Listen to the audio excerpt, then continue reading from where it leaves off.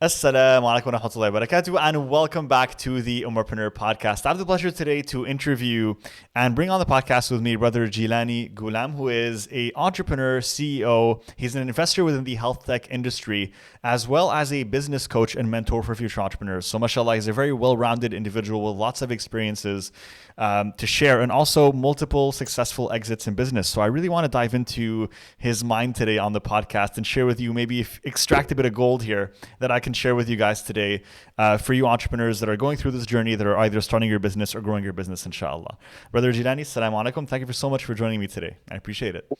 Wa alaikum salam, brother Abby. Nice to be on the show. Definitely. It's the pleasure is all mine. And I like to always start with a little bit of background on the guest for people to know more about you. So can you share with us a bit more about your story as an entrepreneur? Kind of give us the bird's eye view of how you got to where you are today. Sure, thank you. Yeah, I think my entrepreneurial journey, it really started from childhood. I was the son of an immigrant. We came from Bangladesh. I was actually born there. And I came to the UK at the age of 5. And, very quickly, I kind of noticed everyone in my family is in business in one way, shape, or form. From a very young age, I was, doing my dad's bookkeeping. I was helping him, collect money from clients, loading vans, and so on and so forth. So I think it kind of runs in a family. It wasn't something that I wasn't introduced to as a formal program. It was just something that we do. And so therefore, from a young age, I was blooded. I kind of, like I said, I came to this country and, very, very quickly, I actually learned to program in BASIC before I could learn English grammar, which was one of the word quirks because, I just took to computers. And this is in the 80s. This is like in the mid 80s when it wasn't so trendy, and maybe, kids that were playing with computers, usually got bullied. So it kind of wasn't something that you admitted to, right? And just from there, that interest morphed into something a bit more serious. I did my degree in business economics. And then I kind of graduated into the dot-com boom. Everybody was talking about IT in those days.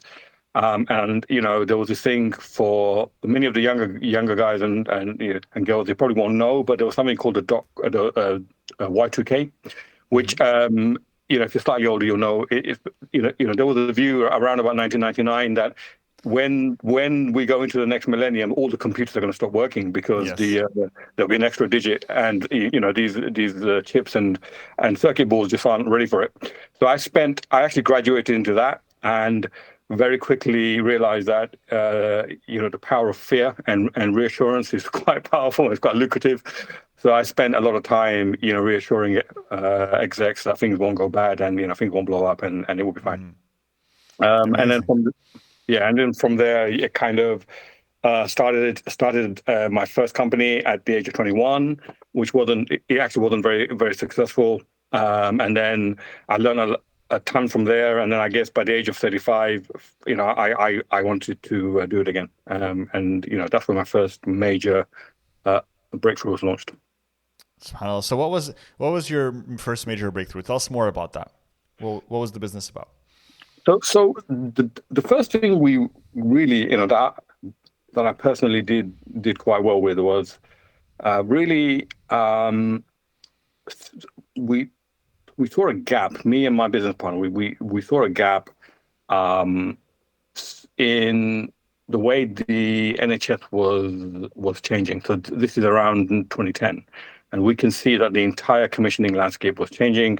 And for those that don't understand what that means, it means the way services are actually commissioned, designed and actually rolled out was changing. So we saw a need for data, and we saw a need for really supporting clinicians with that data.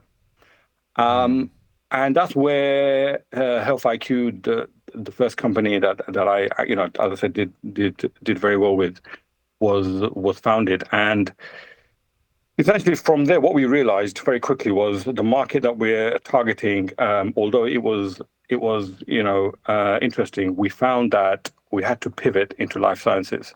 And that's one of the first, I guess, major lessons we found was, you may have a business plan, and most entrepreneurs will sell you a dream, and they'll say, yeah, everything was planned, and we had this vision, and it was great,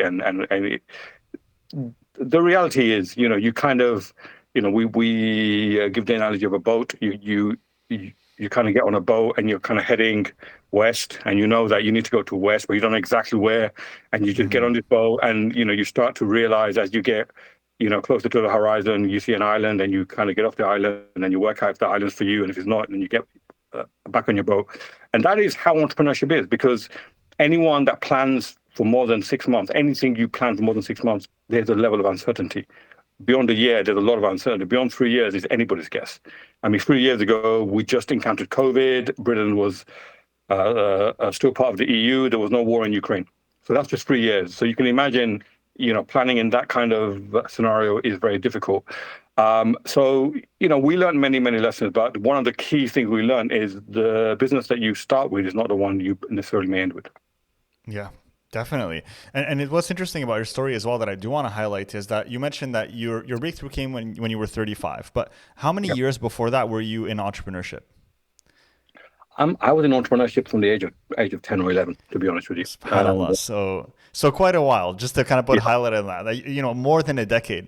And it's interesting because I talk to so many entrepreneurs, and I think this is something really important to highlight is even for myself, it's an important reminder is we get into business and we think like this is it, like we have to be millionaires overnight or else like something's wrong with us and innately we're not meant to be entrepreneurs or the business we're working on is a failure.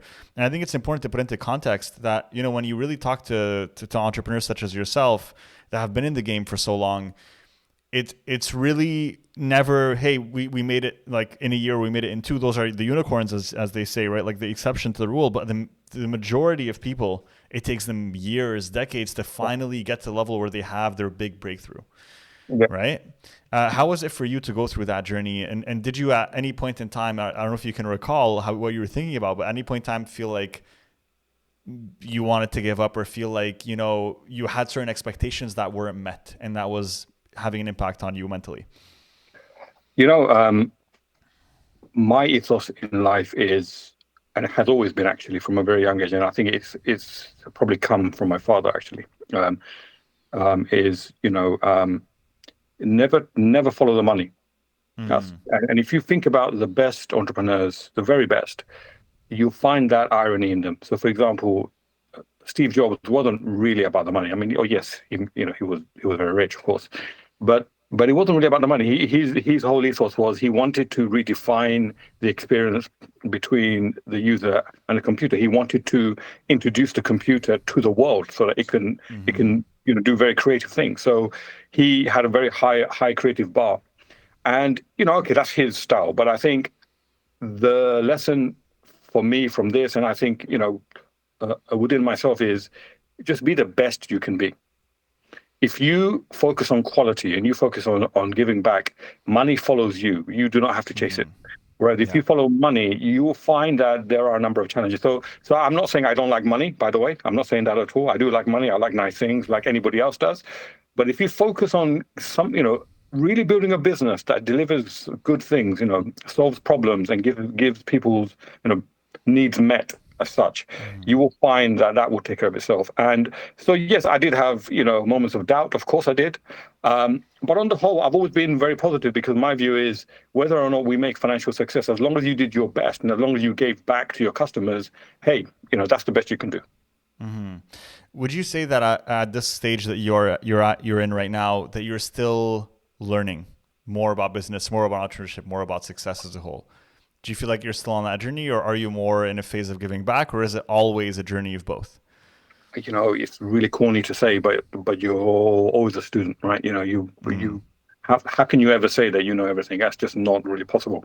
I'm learning every single day. The market changes. There are things today that were not conceivable even 3-4 years ago. AI, chatbots, foundational models. These are new Correct. things. Who's the expert in those areas? Nobody's an expert in those areas, right? And that's just the market changing. There are things about the business. There are things about yourself you learn only when you put yourself in particular situations. So, yes, we're learning every single day. I also think that you don't have to wait till you get to the top to give back. I feel that that is a obligation on all people, that if you have a skill, whatever that skill is, whether it's entrepreneurship or it's something else, it might be Arabic, it might be something else, you have an obligation to teach it to people. So I believe in both of those truisms, really. Definitely. So as an entrepreneur yourself who has, mashallah, been able to have multiple exits in business, one question that I have for you is, what have you seen to be maybe the top 2 or 3 biggest things in business that you need to focus on if you want to build a sellable company, a company that can actually be resold, can continue to grow without your presence as the founder?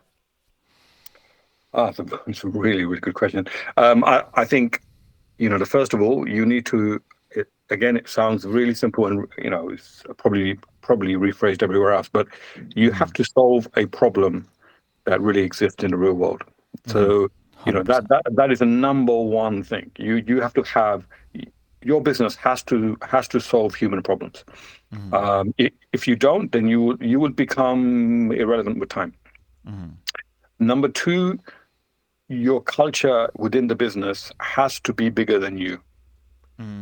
If you want to leave the business, you want to scale that business, at some point you want to leave and do something else, your culture has to be bigger than you. And we can discuss that. I can write books. I mean, we can talk about this for a long time. What is culture?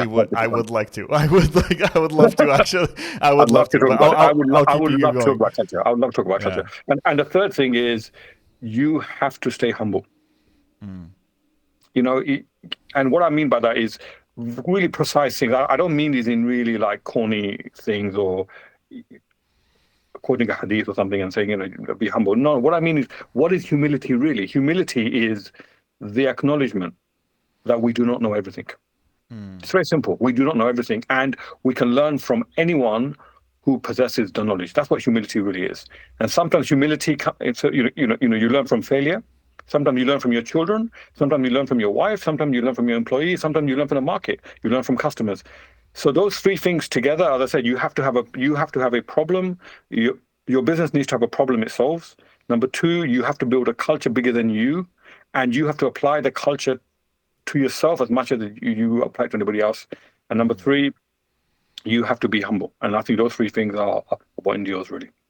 Okay, so I want to dive into each one of these a little bit deeper, if that's okay with you. So number 1, we started with solving a problem, right? And solving a problem that really exists in the real world. So at the core of it, every business needs to be built upon a really great offer, right? Which is ultimately what you're saying as well, which is like solving that problem, a very painful problem for an audience, and really giving them a clear solution where they can see, okay, this solution is superior to all other solutions that I'm currently utilizing. Now, is there, for you specifically, as an entrepreneur who's built multiple businesses, there's kind of 2 questions that come up for me. Number 1 is, the problem is important, but I think if you were to accord importance between problem and execution, how would you divide that percentage between problem and execution? Right. Well, I would look at it slightly differently. I think one needs to exist. So one is fundamental to your existence. The other one is, it becomes more and more important as you scale. Okay. Understood. So what do I mean by that? So if you do not build your business on solving your customers' needs, your business would not exist. As you solve your customers' needs, your execution becomes more and more important. As you scale, the percentage changes, and as you get to post 100 million, for example, your execution is probably 80% of your time, 80-90% of your time, and so you have new challenges, which is, how do you stay relevant, how do you innovate, and so but that's really another discussion. But in terms of which one would I prioritize? Well, one is fundamental to your existence. So in the initial stages, your fundamental need is more important, but as time goes on, your execution becomes more and more important. When you're looking at execution and scale, one thing that I'm experiencing, for example, in my own business with an Ummahpreneur, is we're slowly growing the team. And as the team grew, first it was kind of like every person was a jack of all trades. And now as the team's growing, it's like, oh, now we have real departments and every person is in charge of a certain department. And now it's where I'm kind of at the level where, okay, now I'm actually starting to place managers within each one of these departments and starting to delegate the management process. And it's interesting because every single phase within that has its challenges. One of the things I have noticed is that throughout each one of these phases, one thing that is kind of like almost the foundation, the bedrock that supports each one of these stages is the company culture, and it's what you talked about earlier. And so it's something that as you mentioned, we can talk about for hours. But one big thing that you said that really stood out to me is that your culture within the business has to be bigger than you. Now, it's interesting because, especially for someone coming from my background, within the online business space, which is a little bit different than other spaces right now, there usually has to be a certain public figure associated to the business that people can relate to and connect with, especially if you're building a business within the coaching, consultancy field, mentorship field. People want to connect with the person behind the business, right? That's going to offer the mentorship and coaching. Now, how do you then overcome this challenge to try to build a culture where you're not necessarily always the center of attention, and even ultimately maybe a business where you can detach from that business eventually? And I know it's a big question for you. I'm being a little selfish. I'm asking it for myself, but I'm sure other people can relate to it. Yeah, I mean, you have a very particular challenge. So we'll talk about that in a second. Let's just backtrack a little bit and let's talk Sure. about it in a more generic sense. So Definitely. what is culture, first of all, right? What is culture? What is it really, right? And culture is, the way I explain it is, culture is the rules that people apply when you're not there. That's what culture really is, right? So you could have a rule that says, for example, no discrimination, right? But in reality, everyone discriminates. So that's not part of your culture. That's just a rule you have to put in because it was, I don't know, whatever, for whatever reason. So and if you think about any place, whether it's a home, whether it's a community, whether it's a company or a society, there are laws, there are norms that people abide by, and you have to be very deliberate about those norms. And so there are things that you just should never tolerate, that just red lines, right? Never ever tolerate the violation of the red. That's how you build culture. So that's what culture is. It's the subliminal rules that people apply. Okay, that's what culture really is, and it's built over time. It's never built and it's built by behavior. So you can only build culture by what you do, not what you say. That's why culture is so powerful. So that's why the best example for Muslims is obviously the Prophet Muhammad sallallahu alaihi wasallam. And if you look at the application of Islam, the Prophet applied it upon himself and his family first, and he was the most rigid in the application because he was not beyond it, and therefore everybody followed that. So that's what culture is. Now, so then, how do you build it? So then you have to understand what is important. What is really, really, really important. And I advise people to study great leaders, and the greatest leader, in my opinion, is the Prophet Muhammad sallallahu alaihi wasallam. Not just by my estimation, but by many Western thinkers as well. And so if you then think about what are we taught and what should you be applying, I would say there are 3 or 4 things that I have discovered over time that is very important. Number one, your culture has to be built on thinking. Thinking so that's the number one thing. The only currency that matters in your company, in your organization, in your home, in your household is thought. And why is that important? Because if you think about it, if we just go back, we said we solve problems. Okay, problems vary. So you don't want to be the only person in your company that can solve problems. You want everybody to be able to solve problems. In order for you to be able to, in order for everybody to be able to solve problems, you've got to have a culture that encourages thinking, where people can question you, they can challenge you. You have to explain your thinking, explain your approach for 1 year, 2 years, 3 years, and let people challenge you. And if they are correct, then you should change your opinion. So that's number one. That's golden rule number one. And we said in our culture, in fact, what we wrote in all our handbooks and everything, that in this company, the best idea wins. It's very simple. That was our motto: the best idea wins. And anybody can be challenged, any leader can be challenged, and you have to take time to actually answer that. If we found it, that's the rule, that's the application of the rule. How did we implement it? If we found any leader in the company was not able to justify their opinion intellectually, and had to make recourse to the admin or the penalty or whatever, we would remove that leader. Because you're not fit to be a leader who leads by thought. A leader who leads by thought doesn't have to be correct. That's the beauty of it. You don't have to be right all the time. You just have to be able to listen. You have to be an intelligent person, listen, and be able to modify your thinking according to the truth that's presented in front of you. And that becomes very powerful, Abby. As time goes on, the best ideas come from your staff because they're at the front face. They're talking to customers every day. You're not. You become more and more divorced. So they are telling you more and more about what's really going on in the market. And if you are not listening to them, you will become redundant. That's why it's such a powerful thing. And it kind of permeates and goes beyond you as an individual. Number two, in your culture, people need to be comfortable with measuring everything. The only currency, so we said that thinking is a standard, but how does one think? How does one convince somebody? We said you have to bring the evidence. So we measure everything. As long as you can evidentially prove your point with data and facts, we are willing to listen to you. So we measured everything in our company from, what time people clocked in, what time people clocked out. Not really because we wanted to, we never used it against the staff. We just wanted to understand, hey, how effective are people? Yeah. We looked at, for example, customer returns. How many times are customers returning stuff to us? We looked at, things like customer engagement. We looked at, for example, upsell rates. We looked at, the number of complaints. We made sure that every complaint from a customer is escalated to the CEO directly, with nobody in between. We don't want anyone in between the complainant and the CEO. So that used to come to me directly, and I would talk to the customer because I don't want anybody interpreting what this customer is telling me. I want to hear it for myself. So truth becomes the most important thing, and you build a company with processes and principles that extracts the truth. That's your job as the CEO. Because as time goes on, people distort the truth. Sometimes not because they're liars, but it's just a human thing.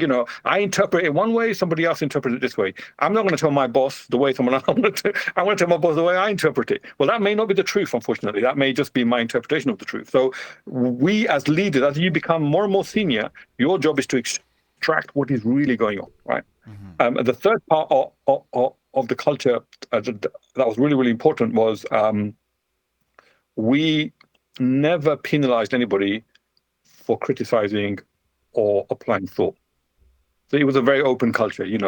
Honestly, even if the most junior person came to me and said, so-and-so did this, I would listen to that person. We would keep it very anonymous. And so it was very inclusive in that sense. People were very happy to be there. So look, those are the fundamentals. Each point breaks down into sub-points, obviously, but that's how you build something beyond you, because if I can be corrected, if I'm the CEO and I can be corrected, well, then anybody can be corrected. And if the only thing we care about is the truth, then guess what?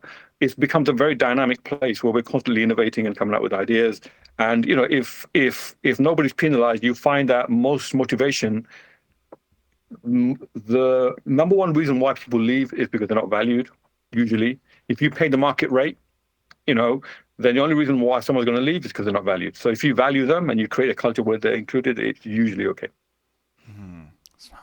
That's beautiful. You touched on so many amazing pointers, but I'm still curious about my initial question, right? So approaching a business that is mainly a personal brand, and the reason I'm asking this is part of it is selfish, but also part of it is I know that a lot of our listeners are in the online business space. And I know within the online business space, it's all about, especially like coaches, consultants, it's like we're very much like you're the figure of the business. So I'm very curious if you had any advice for them when it comes to scaling the business and slowly detaching yourself. Like, is that even possible? Can you detach yourself from a business that is focused on a personal brand? Okay, so if somebody came to me with an idea and said, this is what I want to do, I would say at the beginning, don't make the business about you. Don't even use your name. Every company I've ever had, I've never used my name. You'll never find, Jilani Limited or Jilani Co. Because then it is about you. Then you can't leave, right? Because it's got your name on it, right? So the first thing I would say is do not make it about you. Make it so yes, you could be the figurehead for now, but ultimately, so you could call it advanced consulting, or something a bit more creative than that. But but the point is your main USP is what I would brand it as. That's the first thing I would do. Secondly, as time goes on, I would introduce to my clients, while I'm still in the business, other people who are at my level. And I would slowly introduce those people as the face of the business as well. So it would never be, I'm going back and these new people are going to take over my business, because, customers associate emotionally with individuals. So you cannot do that. But you can slowly introduce other leaders as you take more of a backward step, not backward step, so more of a background step, I should say, really, not backward. And thirdly, the most important thing to build is products. If you can build products, even in a consulting business, if you can build products away from just consulting, you can, as over time, start to make the products the forefront of your business. And there are, I've got many ideas around that. But those are the three things I would do. Mm-hmm. Have you ever been in a situation? Well, I think you probably have. I mean, have you ever been in a situation where, well, a question before this is, at what point in your business do you deem it appropriate to start planning an exit? And generally, the exits that you've had, were they intentional from your part, or were they offers that you've received and then decided, well, this might be lucrative to take on, essentially? Yeah, that's a really good question. I think I can say from my personal experience, every exit was planned. Mm-hmm. We would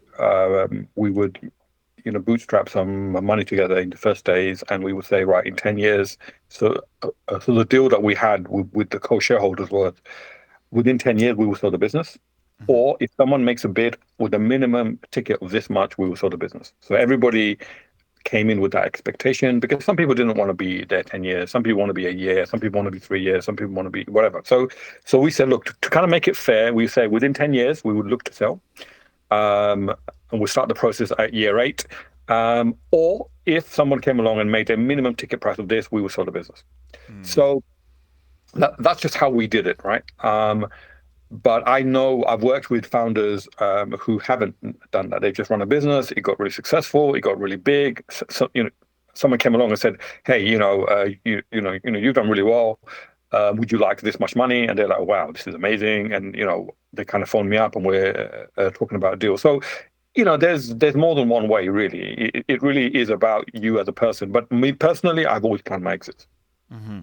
And so, when you approach the whole creation process and scaling process of a business, I'm sure that when you're approaching it from a perspective of, I'm trying to build a sellable business, then you're going to approach it with a bit of a different mindset. And even there's going to be a different approach than when you're building a business and your vision is, I'm building this for myself and I want to be in this for the long run.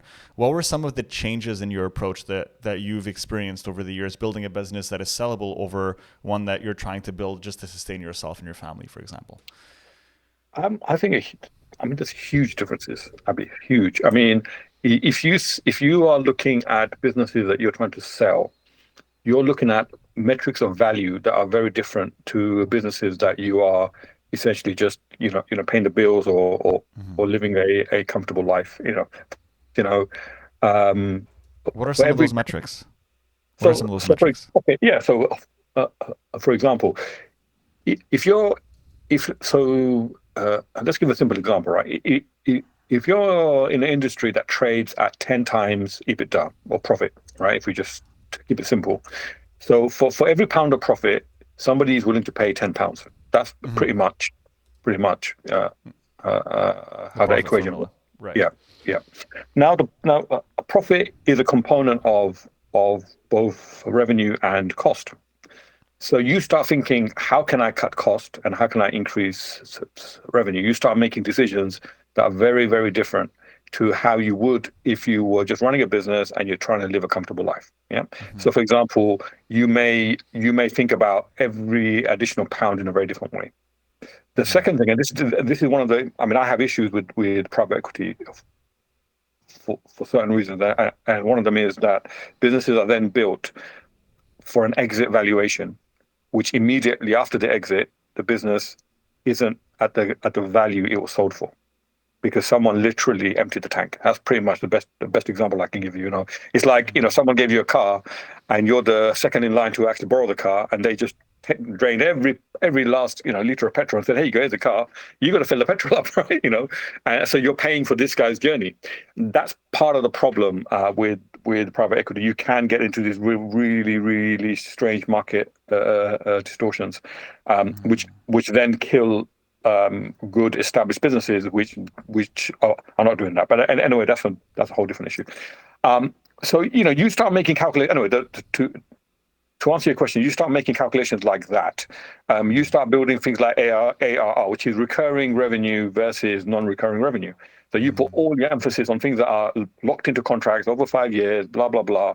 May not be the best thing for your business. It may not be something that you really want to do, but that has a higher multiple. So that might give you a 15 times multiple than something which is not, recurring in revenue. So then what do? You start prioritizing the things that kind of give you a higher return, and so on and so forth. So it's a very different way to do business. It is not the same at all. It's a whole different ballgame, in my opinion.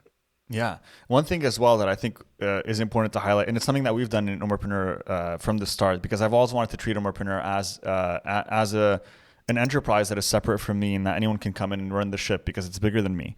And I want it to be really a vision more than just like one person running a ship. Yeah. And one of the things that I've always done is I've established processes, SOPs, even like hiring practices, management practices.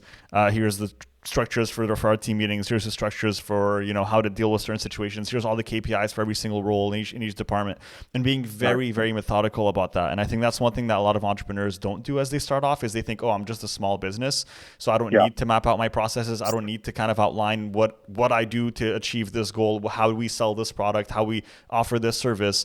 And then what happens is now they come to hire, and it's like, every time you hire someone new, you have to be there, you have to train them one-on-one, and you have to use manpower, where if you just mapped out everything from the start, now you have processes that you can be like, here, this is exactly how we do this. And I think that's so important as well. Yeah, agreed completely. One thing I have, I know I'm taking advantage of this conversation, and hopefully my audience is benefiting from it as well. But one thing that I'm excited to ask you about is, so when we talk about hiring and management specifically, hiring is a big thing in business, right? Yeah. And I'm sure that you've made some hiring decisions throughout your journey as well. And sometimes, we hire people in business that just help us really catapult to the next level. And sometimes we hire people in business and it ends up being money that's thrown down the drain, and it's a mistake and we have to restart. And it's lost time, lost money, lost effort. So what have you noticed to be maybe 2 or 3 hiring practices, or maybe even 2 or 3 kind of traits, qualities that you look for when you're hiring someone to make sure that they're a good fit within the role and that they're going to be a high performer? Wow, yeah, hiring is for me I would say the number one challenge, actually. I would say that the biggest asset a company has is its people. Again, very much overstated point, actually, but actually it's true for a number of reasons. But it's one of those things that is it's an art, really, not a science in many ways. However, how can we make it more scientific? Well, first of all, I would say, I actually wrote a blog about this exact point. How do you retain staff? How do you motivate people? Is there such a thing as a motivational trick? It's on LinkedIn. I'll try and find it and share it later. Inshallah. And really, there's a few things you can do. Number one, when you are hiring anybody for any role, the question you have to ask is, what value does this role really bring? Right? Is this linked to my plan, and is the plan linked to my strategy? Why is that important? Because if you're not careful, if you're indecisive, or you keep changing your mind as to why something is even there, if someone then you hire somebody for a role that you no longer need 6 months later, you're really gonna mess up the culture in your company. So the first thing we spoke about is the culture. You're going to mess up your culture. You're going to make it a very aggressive place to be, and people are going to start to resent you if you keep doing that. So that's the first thing, is what is this role really for? Okay. Number 2, I would say, be very clear what you expect this person to do. Because what people do, they hire and they say, how are you doing? Here's the role. And they talk about the role, and they talk about their culture, and they talk about some emotional stuff. And they say, this guy's perfect fit. And then they realize, hang on a minute, this person doesn't do any of the things I wanted them to do, because we never spoke about, what do I actually want you to do? What's the day-to-day? What is it that I actually want you to do? Yeah. And now I would break that down and say, well, not only what do I want you to do today, what do I want you to do in 6 months' time? And what do I want you to do in a year's time? And what do I want you to do in 2 years' time? Right. That's really got to be very clear about that. So that we then do what I call a functional interview. So we do three interviews. Number 1, the functional interview. The functional interview is answering this very question. is this role necessary? What do I want you to do in day one? What do I expect in day two? And what do I expect in day three? And as much as we can, if it's a technical thing, we would expect you to do a test. So that's the function out the way, and that solves 70% of problems immediately. Because how many times have you seen a company, right, where they hire people and 2 years later everyone's gone, Yeah. or 6 months later everyone's sacked because they have never worked this out? Then the second thing we do a cultural test, a cultural interview. So this now is, okay, you passed the test, you fit, what we want you to do, you know exactly what we want you to do. We all agree this is fantastic. We kind of agree a price, a cost, a salary, I should say, sorry. And so that's great, a package. Now the next question is, will you fit in here? Which is now a different. So now this test should only be done by the CEO or one of the executive team. Because remember what we said at the beginning, the culture is the most important thing. So how do you safeguard culture? One of the really important ways you safeguard culture is someone that comes into your culture has to fit your culture. So this is a test about how we roll as a company, what we prioritize. Yeah. So we said we're a thinking company. Are you a thinking person? Let's do some examples of that. We will put people into scenarios, into various formats to see what kind of person are you really, and are you comfortable with using data for everything, for all your decisions and so on. You'd be surprised actually how many people have failed the cultural test, but they passed the functional test because they're fantastic, but they can't work in my company.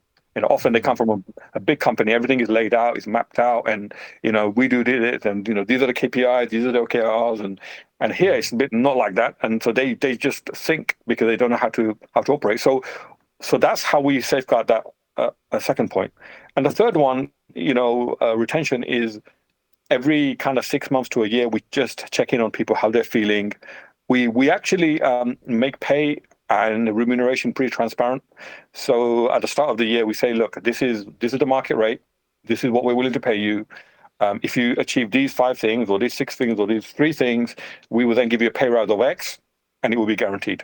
So just achieve those things. Your pay is not even going to be questioned. And then what then happens is that you get to the end of the year, the only negotiation is, did you achieve them? If the answer is yes, then you just get your pay rise. And we kind of take that awkwardness and that level of distrust away. Yeah. And these are the 3 things that we do that kind of helps with that. Yeah, those are some amazing tips, mashallah. Thank you so much. Especially that last one, I think is phenomenal. If we were to implement just that already, it's going to make such a big difference. So is there anything that I didn't ask you about, Brother Jilani, that you felt would be relevant to share on this podcast today, or anything that you felt like could be relevant for our audience? Honestly, it's an area that has so many strands and so many sub-strands. There's so much we can talk about. We can just talk about thinking alone, and how do you build a thinking culture. We could talk about level 5 leaders. What are they? There's honestly so much we can talk about. I think it's flowed nicely. There's a lot of things.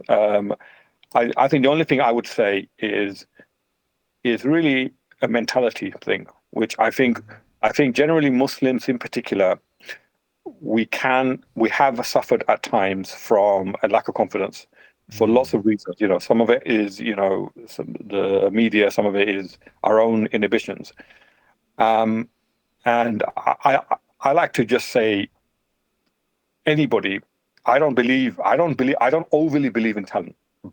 That's actually one of my things. I don't think there is obviously a natural talent that exists in people. I wouldn't discount that, but I think most things that are considered talent are learnable. The question is, how much do you want them? It's just a question of how much do you want it. If you want it badly enough, you will find ways to acquire it. You will make sacrifices, and you will get there. I would say the biggest mentality shift that people need to have is they need to stop waiting for something to happen. You have to think about what is possible within your realm and go and make it happen. If there's a race, why would you not win the race? You have to start thinking about it in that way, which is, if there was a race, okay, if I'm obese, then I'm not going to win that race. Then that means I need to get fit. Do you see? So the next race, or the one after that, or the one after, eventually, I should start winning those races, right? It's the same thing in entrepreneurship. If you do not believe you can do it, if you do not want it badly enough, and you do not make it part of your psychology, then you won't be successful. These things don't happen by accident. And I would encourage Muslims, and generally anybody really, to really think about what is possible within their realm. Think about what ideas really work, what skills they need to be successful, where the gap is in their skill sets, and start changing yourself to achieve that. And that's 100%. my parting shot. I think. Thank you so much. Jazakallah khair for that, Brother Jilani. This was an amazing, amazing statement to end with, because Thank you. honestly, it really is all about mindset at the end of the day. It boils down to that. If you believe you can do it, then you can. If you believe that you don't, then you won't. Where can people go to connect with you and kind of stay in touch with you, inshallah? I generally use LinkedIn. I try and avoid all the other social media because I just find it too drowning, to be honest. So yeah, LinkedIn is a perfect place to reach me. I'm a very, very open networker, so there are no big. I don't have a huge ego. If you reach out to me, I'll always respond, and we can talk and inshallah see how it goes from there. Definitely. So I'll make sure to include that LinkedIn link in the episode notes and description, inshallah. Thank you so much for that. And is there anything exciting that you're currently working on that you're okay sharing with us as, just a little snippet of what you're currently focusing on right now in terms of your career? Yeah, sure. Thank you. So I exited from Health IQ, which is a company that I co-founded with my business partners. This company was sold to a company called Corevitas, which is a registry business in the US. I spent 4 years as the president of the EMR unit for them. As of the end of last year, I have actually left those posts because I needed some time, and I needed just to take a break and so on. Right. In that time period, I was actually meant to be taking a break, but in that time period, I've managed to invest in 3 or 4 companies. Just people have come to me. I think one of them that I'm very, very excited about is called Opto Health. They are essentially a company that takes the A&E waiting time down from hours to minutes. They use very, very clever AI. And it's really something that I'm quite excited by, because it goes back to my first point, which is it solves a very real and present problem, which is most people, certainly in the UK and quite a lot of Western countries, cannot get access to emergency medicine fast enough. So this actually solves that problem. The leadership team are people that are very humble, very intelligent, just actually fits the right criteria. So I think that will do very, very well. The other thing is I'm also looking at some opportunities in the Gulf and the Middle East area, because I think this is an area that is underserved at the moment. So I guess one of my main aims over the next year or two is to actually maybe even move out there and to really help with the entrepreneurial ecosystem over there. MashaAllah, amazing. Well, I look forward to kind of staying up to date on that as well, and continuing to be in touch with you, inshallah, because I will be traveling throughout the next few years as well. And I think Dubai is on that list as well, and kind of that entire area of the Middle East. And so maybe we'll be able to meet in person, inshallah. I would definitely like that. That would be a pleasure. It'd be a pleasure. Definitely. Thank you so much, Jilani, for joining us on this podcast. And everyone, please make sure to go and connect with him on LinkedIn, and make sure to stay in touch with him as well. If you want to, leave the link in the episode notes. And of course, make sure to subscribe and follow the podcast if you haven't already. Thank you so much for listening. Take care, guys. Assalamu alaikum wa rahmatullahi wa barakatuh.